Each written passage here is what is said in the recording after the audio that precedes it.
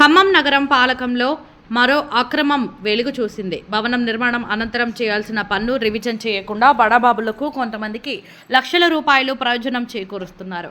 నిదర్శనంగా ఖమ్మం మామిలగూడెంలోని గుర్రం Venkateswarlu textiles GV mall చెందింది. ప్రధాన కార్యాలయంగా రికార్డుల్లో ఉన్న గౌడౌన్ భవనం ఇంటి నెంబర్ 10-131, 10-4-132లలో ఉంది. ఈ రెండు నిర్మాణాలు ఒకే ఆవరణలో కలిసిపోయి ఉన్నాయి. వీటిలో 10-4-131 అనే 5 అంతస్తుల ది నివాసం గల మున్సిపల్ రికార్డులుగా చూపుతూ కేవలం 633లుగా పన్ను చెల్లిస్తున్నారు. అదే ఆవరణలోని అదే స్థాయి నిర్మాణం నాన్ రెసిడెన్షియల్గా 10-4-132లోని దానిని చూపుతూ 4,66,666 రూపాయలు పన్ను చెల్లించడం జరిగింది. ఈ రెండు నిర్మాణాలకు యజమాని గుర్రం సుమంత్ కుమార్ కావడం గమనార్హం. ఇదే కాకుండా మున్సిపల్ కాలువ ఆక్రమించి రోడ్డును తవ్వి కాలువను ముందుకు జరిపారు. అయినా నగరపాలక సంస్థ చర్యలు లేకపోవడం అనుమానం కలిగిస్తుంది. ఇటువంటివి అనేకం నగరపాలకం పరిధిలో పన్ను రివిజన్ లేని బడాబాబుల నిర్మాణాలు ఉన్నాయి. మనం ప్రస్తుతం ఖమ్మం నగరంలోని మామిలగూడెం ప్రాంతంలో ఉన్నాం. మామిలగూడెం ప్రాంతంలోని జీవి గుర్రం వెంకటేశ్వర్లు టెక్స్టైల్స్ గోడౌన్ దగ్గర వాళ్ళ ప్రధాన కార్యాలయంగా వాళ్ళు చెప్తున్న ప్రాంతంలో మనం ఉండటం జరిగింది.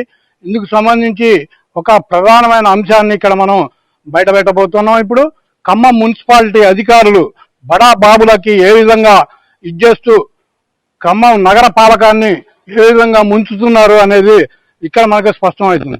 ఇప్పుడు మనం చూస్తున్న ఈ గుర్రం వెంకటేశ్వర్లు టెక్స్టైల్స్ అనేది 10-4-131, 132 అనే రెండు ఇంటి నెంబర్లలో ఉన్నట్టు స్పష్టంగా మున్సిపల్ రికార్డులు స్పష్టం చేస్తున్నాయి.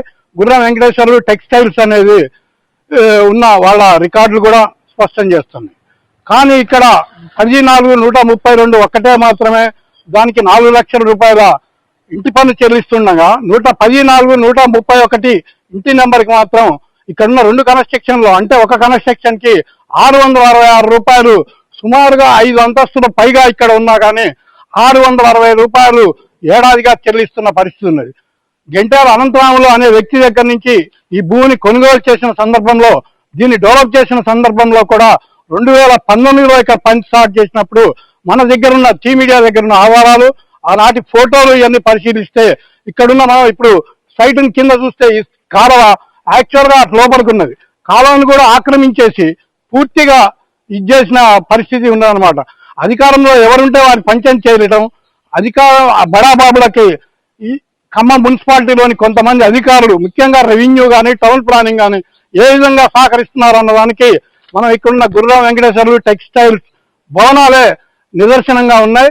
పెద్ద ఎత్తున కుంభకోణం 10-4-132 ఇంటి నెంబర్కి 4 లక్షల రూపాయలు పైగా ఇంటి పన్ను ఉంటే 10-4-131కి వచ్చేవరకు 666 రూపాయలు ఎట్లా ఉంటుంది అనేది ఇక్కడ ఉన్న మున్సిపల్ అధికారులు కానీ లేకపోతే మున్సిపల్ కమిషనర్ కానీ లేదు ఈ ప్రాంతంలో ఉన్న ఇంకా బడాబాబులు ఎవరైనా ఉంటే వాళ్ళైనా సమాధానం చెప్పాల్సిన అవసరం ఉంది.